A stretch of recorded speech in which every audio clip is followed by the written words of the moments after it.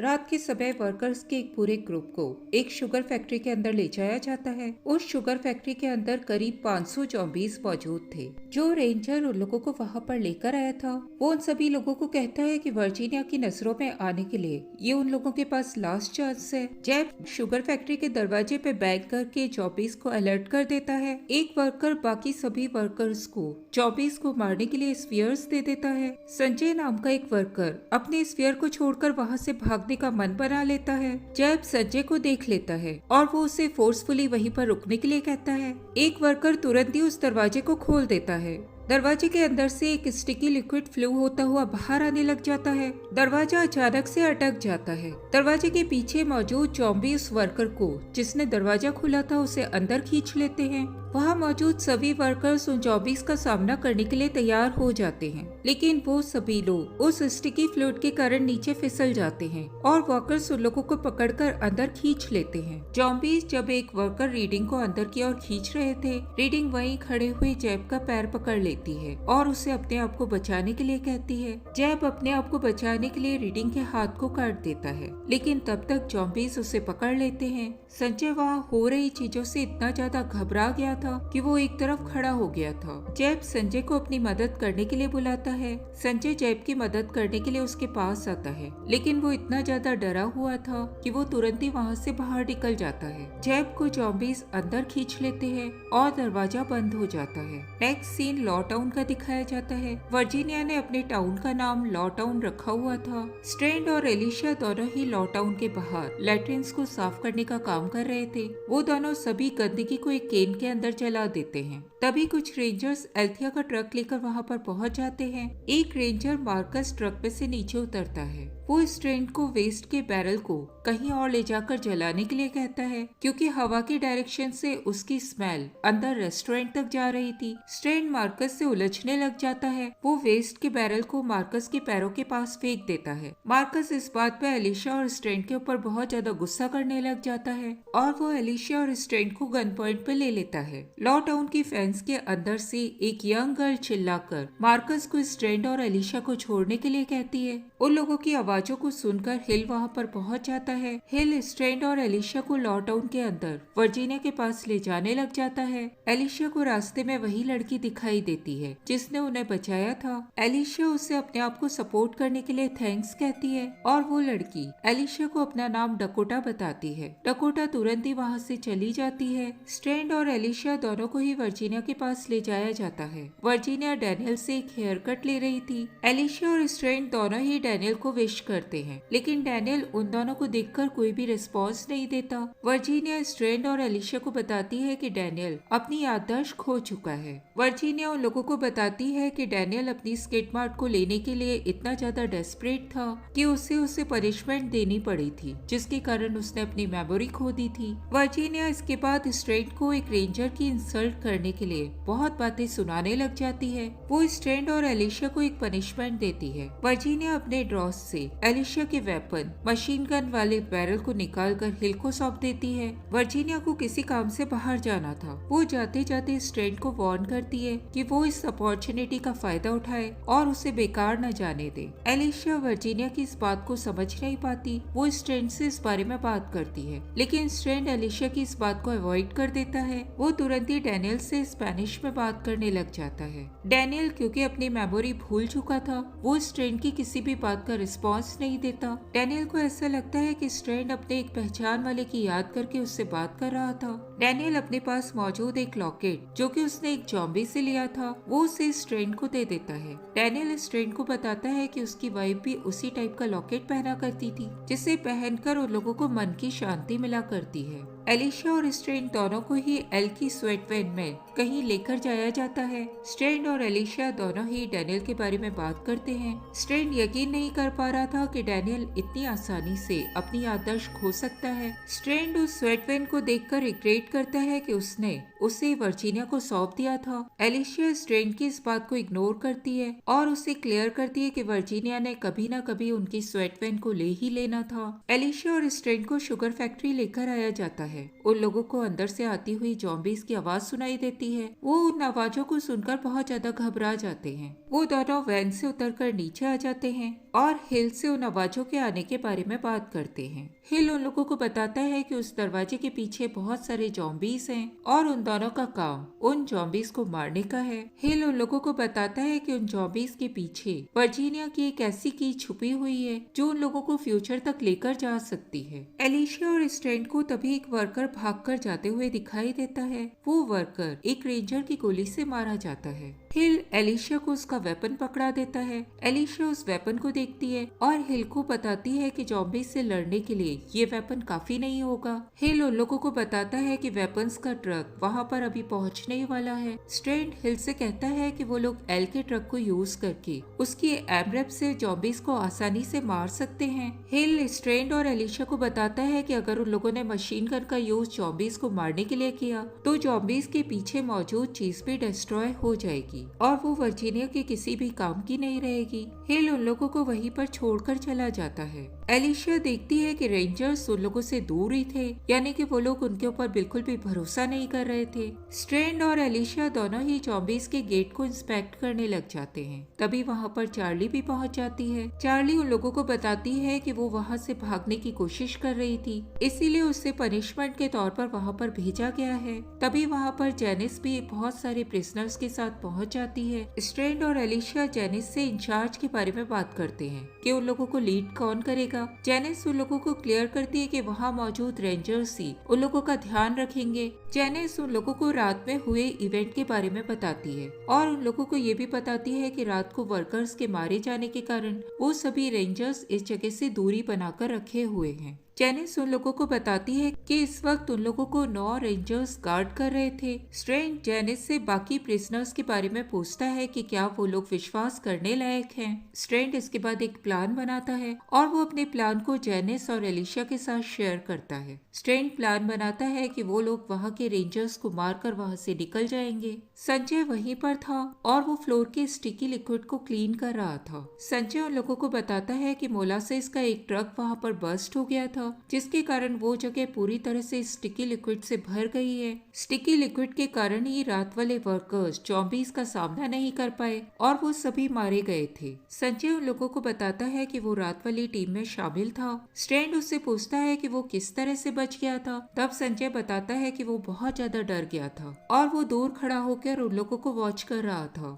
संजय ने मार्कस और स्ट्रैंड के बीच हुई बातों को सुन लिया था। वो मार्कस का सामना करने के लिए स्ट्रैंड की तारीफ करता है। वेपन से लदा हुआ ट्रक वहाँ पर पहुँच जाता है। रेंजर्स एलिशिया और स्ट्रैंड को वेपन्स निकालने के लिए बुला लेते हैं। एलिशिया और स्ट्रैंड ट्रक के अंदर जाकर स्पेयर को निकालने लग जाते हैं। चार्ली भी वहाँ पर पहुँच जाती है। एलिशिया स्ट्रैंड से स्ट्रैंड के बनाए गए प्लान के बारे में बात करती है। एलिशिया को लगता था कि स्ट्रैंड का बनाया हुआ प्लान वर्क नहीं करेगा क्योंकि वहाँ मौजूद सभी रेंजर्स के पास गन है। स्ट्रैंड अपने प्लान को लेकर बहुत ज्यादा श्योर था। एलिशिया को डाउट होने लग जाता है कि स्ट्रैंड का इसके पीछे कोई और मोटिव हो सकता है। एलिशिया के पूछने पर स्ट्रैंड उसको बताता है कि वो लोग दूसरे लोगों की बातें बहुत सुन चुके हैं और अब उन्हें अपने अंदर की आवाज सुनकर उसके ऊपर काम करना चाहिए। चार्ली को तभी स्फीयर के ट्रक में छुपी हुई डेकोटा दिख जाती है। वो लोग तुरंत ही रेंजर्स को उसके बारे में बताना चाहते थे, लेकिन डकोटा उन लोगों को ऐसा करने से मना कर देती है। डकोटा ने भी स्ट्रैंड के प्लान को सुन लिया था।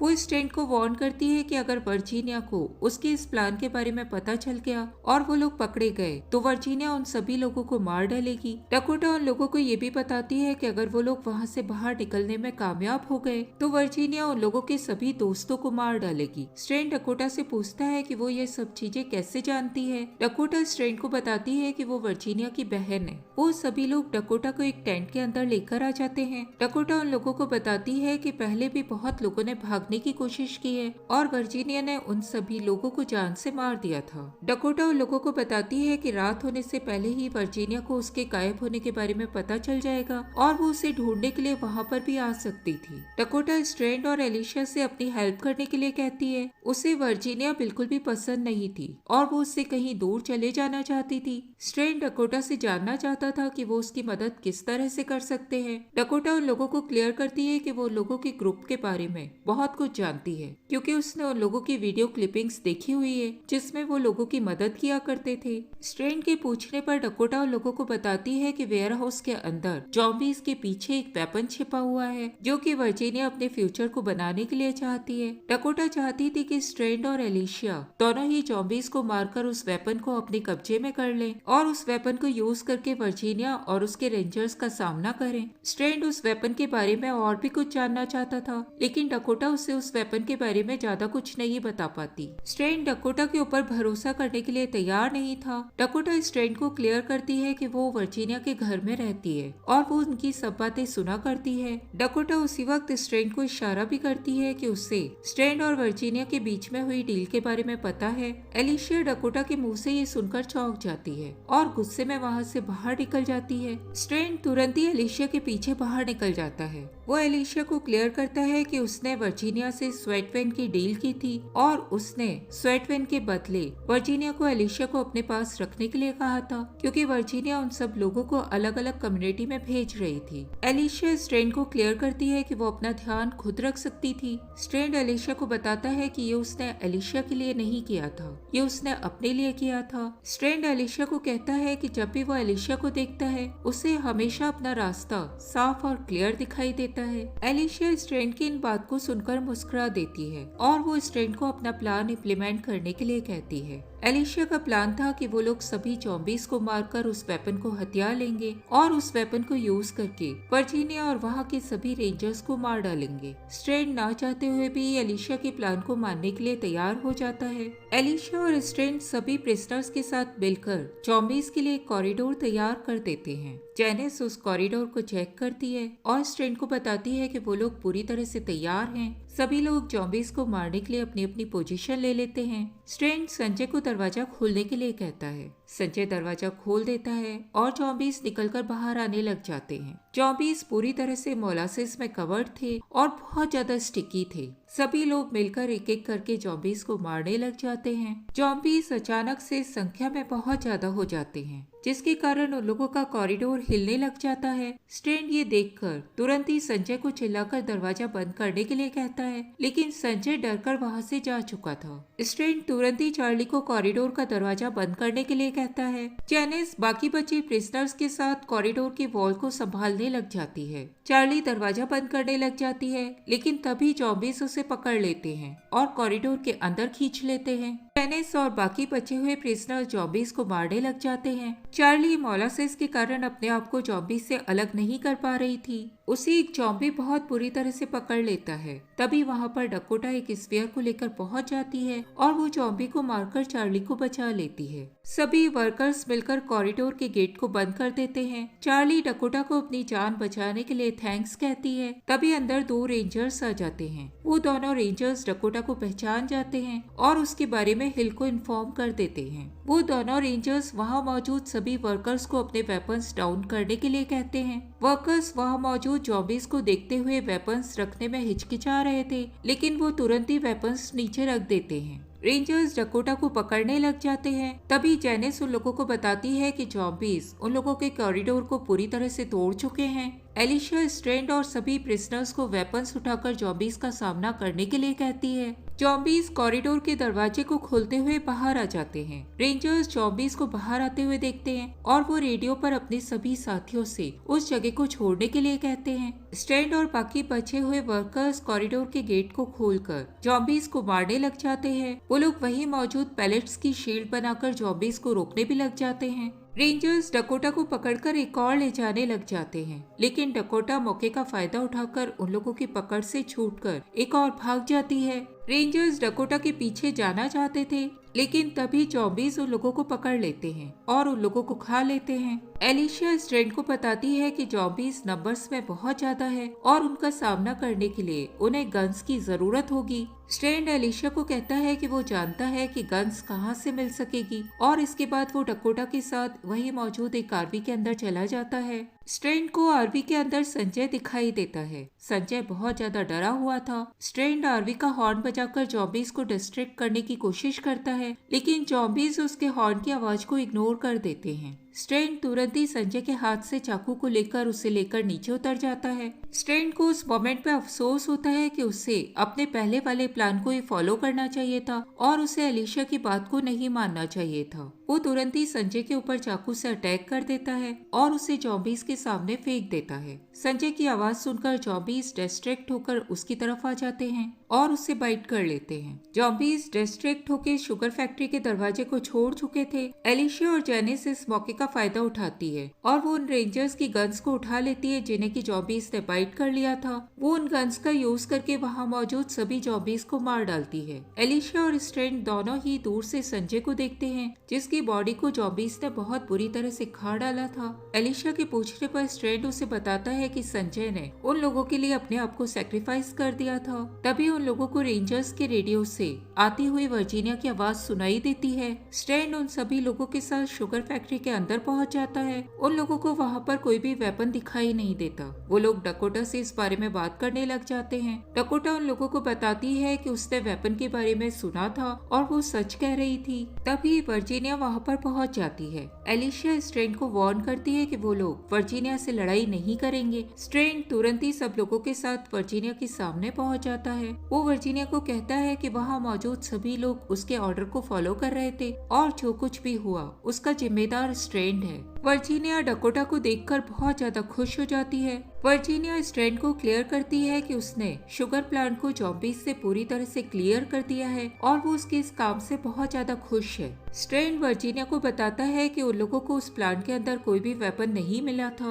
वर्जीनिया स्ट्रेंड को बताती है कि उस प्लांट के अंदर कोई भी वेपन मौजूद नहीं था और उसे सिर्फ एक लीडर की तलाश थी जो कि उसे स्ट्रेंड के रूप में मिल चुका है। वर्जीनिया स्ट्रेंड को और वहाँ मौजूद सभी लोगों को अपने मिशन को कंप्लीट करने के लिए कांग्रेचुलेट करती है। वर्जीनिया स्ट्रेंड को बताती है कि उसने अभी अभी अपने लिए एक आर्मी तैयार कर ली है। स्ट्रेंड वर्जीनिया से जानना चाहता था कि उसे आर्मी की क्या जरूरत है। वर्जीनिया स्ट्रेंड की इस बात को टाल देती है। वर्जीनिया स्ट्रेंड को ऑथराइजेशन की एक की दे देती है जो कि उसके लॉ टाउन के अंदर घुसने की चाबी थी। वर्जीनिया स्ट्रेंड को अपनी आर्मी के लिए सोल्जर्स की एक टीम तैयार करने के लिए कहती है और वो उसे ये भी क्लियर करती है कि वक्त आने पर वो उसकी आर्मी से काम लेगी। सभी लोग लौटकर लॉ टाउन में आ जाते हैं। डैनियल चार्ली के मोलासेस को हेयर कटिंग करके हटा देता है। चार्ली डैनियल से बात करना चाहती थी लेकिन डैनियल क्योंकि अपनी याददाश्त खो चुका था वो उसे पहचानने से इनकार कर देता है। डैनियल को ऐसा लगता है कि चार्ली उसकी बेटी की फ्रेंड होगी। स्ट्रेंड तभी चार्ली को वहाँ पर बुलाने के लिए आ जाता है और वो उससे अपनी चीजें पैक करने के लिए कहता है। चार्ली वही रखे हुए एक बॉक्स में से अपने बेंचों को निकालती है और वो एक गाना गाने लग जाती है। डैनियल उस गाने को पहचान लेता है। चार्ली डैनियल को बताती है कि वो गाना उसने डैनियल से ही सीखा था लेकिन डैनियल इस बात पर भी उसे कोई रेस्पॉन्स नहीं देता। स्ट्रेंड ने एलिशा और चार्ली को उस कम्युनिटी से बाहर भेजने का इंतजाम कर दिया था। एलिशा चार्ली के साथ ट्रक तक पहुंच जाती है। जेनिस भी उसे वहां पर मिलती है। एलिशा जेनिस से अपने साथ चलने के लिए कहती है लेकिन जेनिस उसे बताती है कि स्ट्रेंड ने उसे उस जगह को छोड़ने के लिए मना किया है। स्ट्रेंड तभी एलिशा से मिलने के लिए वहां पर आ जाता है। एलिशा देखती है कि स्ट्रेंड ने अपने एक चाबी को लगाया हुआ था। एलिशा स्ट्रेंड से इस बारे में बात करती है कि क्या उसे लोगों को अपॉइंट करने की अपॉर्चुनिटी मिल चुकी है। स्ट्रेंड एलिशा को क्लियर करता है कि वो एलिशा को अब अपने से दूर रखने वाला है क्योंकि अब वो नहीं रहा जो कि वो बनना चाहता था। वो बहुत बदल चुका है। स्ट्रेंड संजय की डेथ को याद करता है और वो एलिशा को तुरंत ही वहाँ से जाने के लिए कहता है। एलिशा के वहाँ से जाने पर प्रोटेस्ट करने पर स्ट्रेंड उसे कहता है कि वो एलिशा के सामने आते ही एक अच्छा आदमी बनने के बारे में सोचा करता है और अब वो जानता है कि वो उस तरह का आदमी कभी भी नहीं बन पाएगा। स्ट्रेंड एलिशा को क्लियर करता है कि वो अपने बारे में सब कुछ भूल जाना चाहता है और अपनी एक नई जिंदगी शुरू करना चाहता है। स्ट्रेंड एलिशा को डैनियल का दिया हुआ लॉकेट दे देता है और उसे अपने आप को याद रखने के लिए कहकर वहाँ से चला जाता है। स्ट्रेंड अपने आंसू पोंछता हुआ वहाँ से पलट कर आ जाता है। तभी उसकी मुलाकात कैमरॉन से होती है। कैमरॉन डैनियल को पैराडाइज रिस्क की ओर ले जा रहा था। स्ट्रेंड डैनियल को देखकर उसे कहता है कि अब उसे उसकी मेमोरी लॉस को देखकर उससे जलन होने लगी है। डैनियल और कैमरॉन दोनों ही लॉ टाउन के गेट से बाहर निकल जाते हैं। डैनियल अचानक से सीटी बजाने लग जाता है और वो गाड़ी को रुकने के लिए कहता है। डैनियल गार्ड को बताता है कि वो अपनी सीजर्स लॉ टाउन के अंदर ही भूल गया था। कैमरॉन डैनियल की इस बात से बहुत ज्यादा चिढ़ जाता है और वो सीजर्स लेने के लिए टाउन में चला जाता है। कैमरॉन के जाते ही डैनियल कार से नीचे उतर जाता है। उसने अपने हाथ में सीजर्स पकड़े हुए थी। वो एक बार फिर से सीटियां बजाने लग जाता है। डैनियल को अचानक ही थोड़ी दूर से आती हुई सीटी की आवाज सुनाई देने लग जाती है। तभी डैनियल के सामने एक जॉम्बी पहुंच जाता है। डैनियल तुरंत ही उस जॉम्बी को मारने के लिए आगे बढ़ जाता है, लेकिन एक आदमी तुरंत ही कहीं से निकलकर उस जॉम्बी को मार डालता है। डैनियल जॉम्बी को मारने के लिए उस आदमी को थैंक्स कहता है और उससे पूछता है कि क्या वो उसका दोस्त है। वो आदमी मॉर्गन था, जो कि एमिल की ड्रेस पहने हुए था। वो तुरंत ही डैनियल के सामने आकर मुस्कुराने लग जाता है। डैनियल मॉर्गन को उसका नाम लेकर बुलाता है और आगे बढ़कर उसके साथ हैंडशेक कर लेता है। इसका मतलब डैनियल की याददाश्त बिल्कुल ठीक थी।